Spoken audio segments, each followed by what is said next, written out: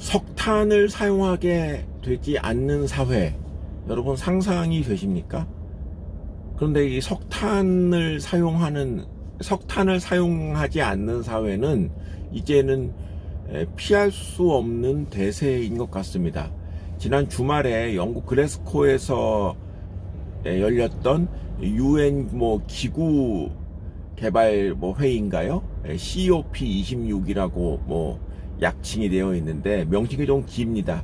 근데 이 회의에서 석탄 발전에 대해서 감축하기로 그렇게 결정을 했다고 하죠. 원래는 중단이라는 표현을 쓰려고 했는데 인도 등 몇 개 국가에서 강력하게 이 중단이라는 단어를 반대해서 감축이라는 이제 단어로 바꿨다는 보도가 있었고, 내년에 또 어떻게 감축할 것인가에 대한 가이드라인을 제정을 하겠다라는 후속 보도도 있었습니다.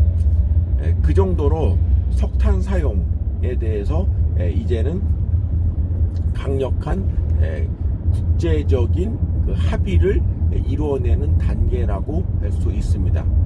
우리나라만 돌이켜 보면은, 우리나라는 이 영국에서 열린 회의 이전에 이미 2050년까지 화력 발전을 하지 않겠다는 그 방침도 발표한 바가 있습니다. 요즘 워낙에 대선 관련 뉴스가 많기 때문에 이 뉴스가 크게 부각이 되지 않았지만은, 사실 여러분 생각을 해보십시오. 우리나라가 문재인 정권 들어서 원전, 그러니까 이제 원전을 이제 비중을 늘리지 않겠다. 그것이 당장의 일은 아니지만은 이제 오래된 원전부터 해서 이제 하나씩 이제 폐쇄하는 그러한 조치를 지금 취하고 있음을 다 알고 계실 겁니다. 여기에 따라서 기존의 원자력 발전 관련 업에 종사하는 사람, 그 원자력 공학과의 교수들, 이런 사람들이 엄청나게 반대하고 꼽살이 껴서 국민의힘에서도 굉장히 반대를 많이 하는데, 어쨌거나 지금 원전에 대한 그 비중을 늘리지 않겠다라고 발표를 한 상태에서 화력 발전도 하지 않겠다라고 얘기를 한 겁니다.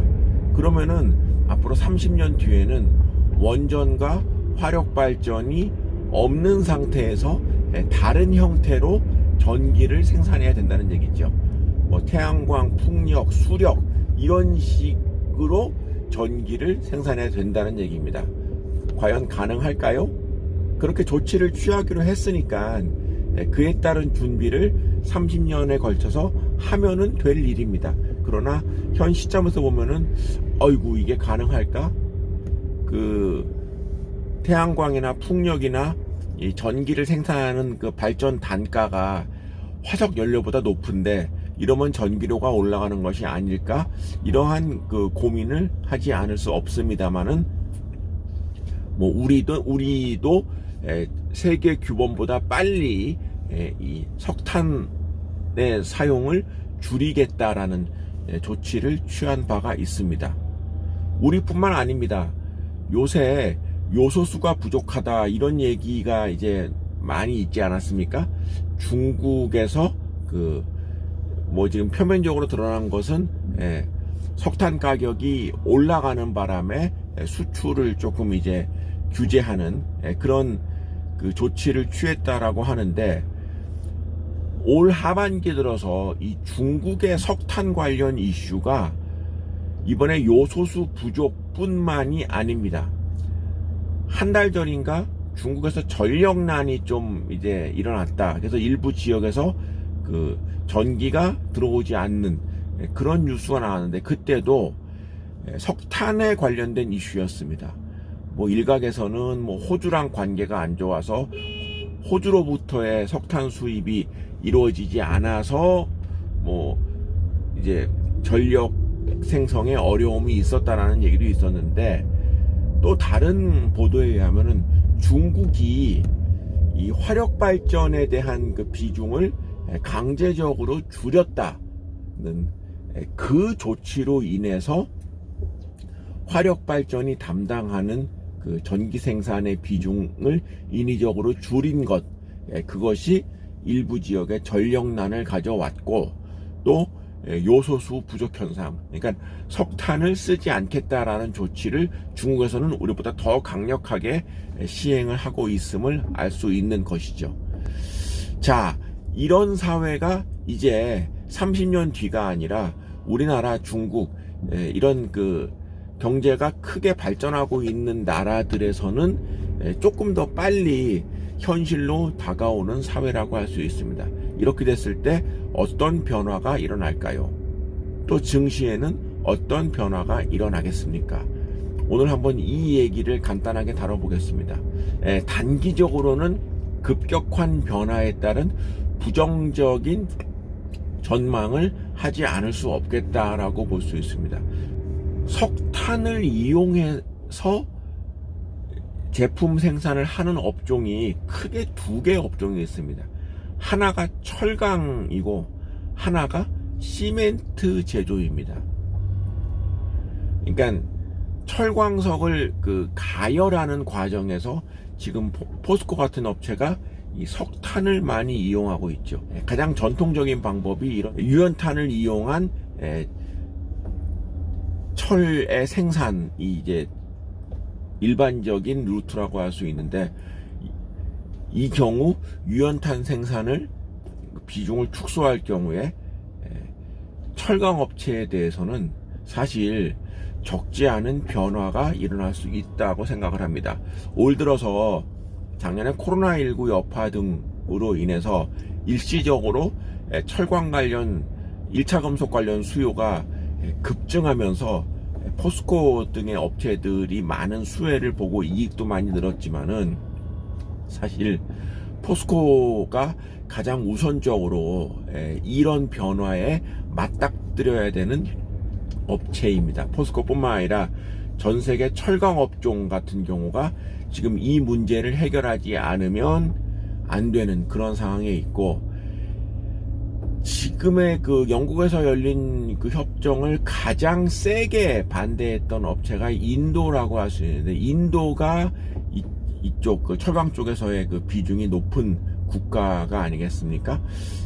그래서 우선적으로 철강 쪽 업체들이 조금 큰 변화에 직면할 것이다라는 예상을 쉽게 할 수 있고요.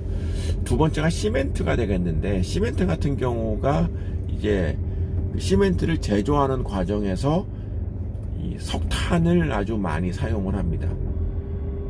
자, 그런데 시멘트는 오히려 철강보다 조금 더 골치 아플 수가 있는 것이 그걸 가열해서 시멘트를 생산을 하는데, 시멘트가 그렇게 단가가 높은 제품이 아니지 않습니까?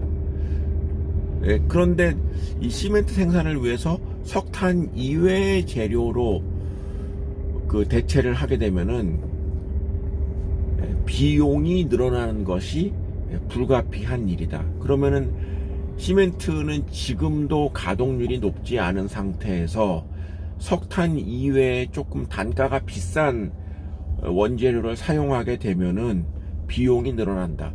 이 경우에 시멘트 업체의 주가에는 좋지 않은 영향을 미칠 것이다 라는 것은 어렵지 않게 예상을 할 수 있는 것이고, 제가 작년까지 중국 기업 중에서 이제 추천했던 기업 중에 하나가 안휘 헤라 시멘트인데, 지금 이 안휘 헤라 시멘트가 주가가 많이 하락하고 있는데, 이 업체가 보면은 매출과 이익도 지금 3분기까지 실적을 보면은 많이 감소한 것을 알 수가 있습니다. 중국 당국에서 인위적으로 이 석탄에 대한 그 비중을 줄인 것이 결국은 이 업체가 피할 수 없는 그러한 상황에 직면했다라고 할 수 있는 것이죠. 철강이나 시멘트 업종은 타격을 입지 않을 수 없다.